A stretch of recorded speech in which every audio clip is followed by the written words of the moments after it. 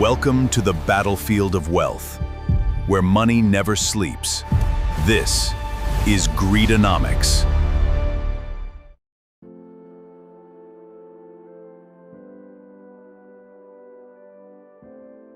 Imagine buying a car because you believed it was better for the planet. It had more power than a hybrid, better fuel economy than a gasoline engine.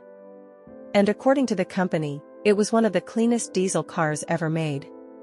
Millions of people believed that promise. The company making it wasn't some unknown startup. It was Volkswagen, one of the most respected automakers on Earth. But behind every clean diesel advertisement was software specifically designed to lie. Not to customers. Not to journalists. To the US government itself. What followed became one of the largest corporate fraud scandals in automotive history. Over 11 million vehicles worldwide were affected.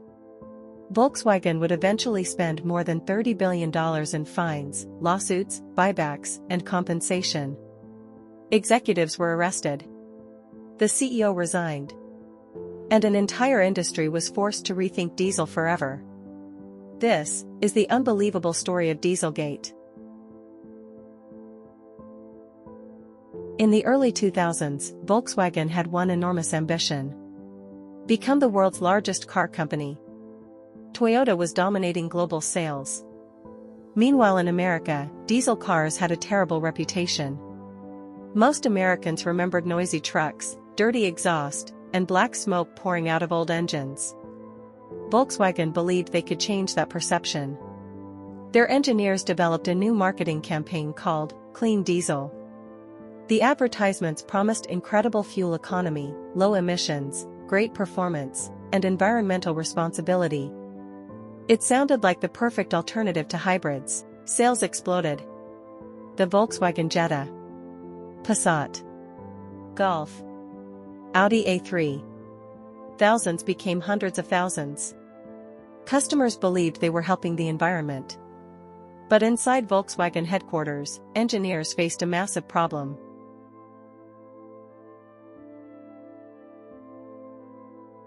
Diesel engines naturally produce high levels of nitrogen oxides, or NOx. These gases contribute to smog, respiratory illness, asthma, air pollution. The United States had some of the strictest emissions regulations in the world. To legally pass them, Volkswagen needed expensive emission control technology. The problem? Those systems reduced engine performance, increased fuel consumption, and made the cars more expensive. Executives reportedly demanded all three: better performance, lower costs, cleaner emissions. Engineers knew that wasn't realistically possible with the available technology. They had a choice: admit failure or cheat. Someone chose cheating.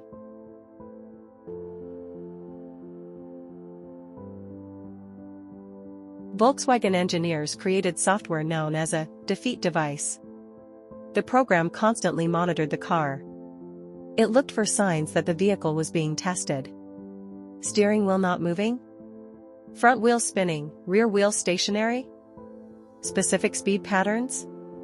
Laboratory conditions? The software recognized all of it. The moment testing began, the engine switched into an ultra-clean mode. Emissions suddenly dropped. The car passed government inspection. The moment the test ended, the software switched back.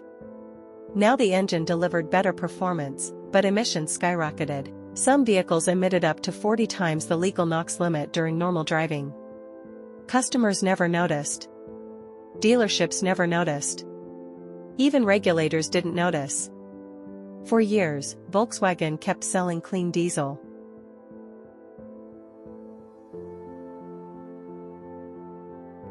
Ironically, Volkswagen wasn't exposed by a government agency. It was uncovered by researchers. A small team from West Virginia University tested diesel vehicles under real-world driving conditions. They expected minor differences. Instead, they found something shocking. Volkswagen's emissions weren't slightly higher. They were massively higher. The data made no sense. The researchers repeated the tests again and again. The results stayed the same. The findings reached the California Air Resources Board and the U.S. Environmental Protection Agency. Regulators began asking questions. Volkswagen insisted there was merely a technical problem. Software updates were issued. Yet the emissions remained. The pressure kept growing. Finally, the truth emerged.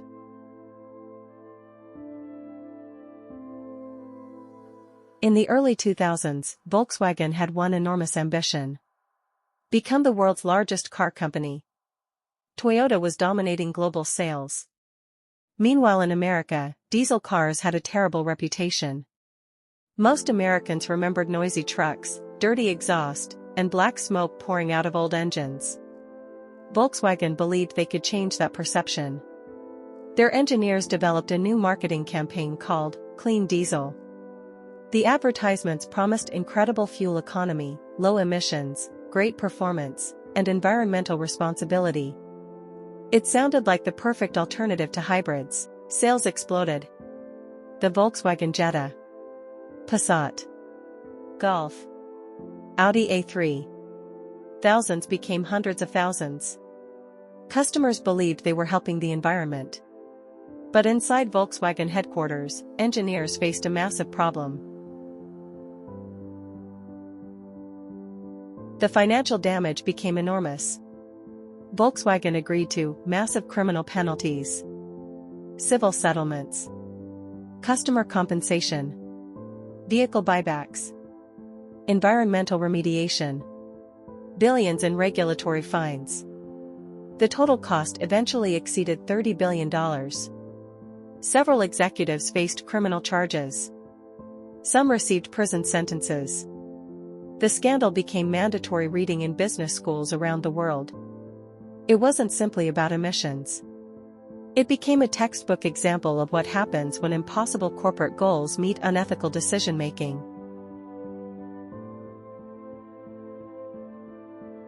Customers lost trust. Dealerships suffered. Employees faced uncertainty. Communities experienced higher air pollution than regulators believed.